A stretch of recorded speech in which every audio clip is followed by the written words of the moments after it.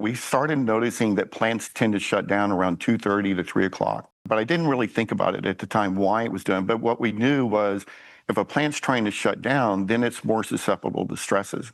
And then what you start doing is slowing down or reducing the plant's ability to grow and be healthy.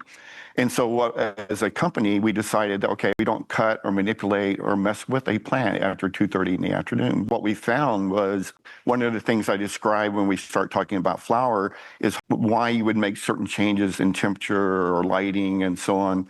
And it dawned on me when you start looking at nature, when the sun's coming up in the morning, you start getting a slow increase in temperature, and your maximum sun energy is at noon, right? Most people understand that because your thickness of your atmosphere and conditions and so on. But your maximum temperature is not till 3 or 4 o'clock in the afternoon. So that's when it dawned on me, plants are shutting down to protect themselves from the heat of the sun. So I started doing research on it. It turns out that's pretty much true. And so if the plant's shutting down to protect itself for a reason, the last thing you want to do is manipulate that plant. Right? So you're introducing stresses. If you try to do that, that can reduce the longevity or the vigorous of the plant and so on.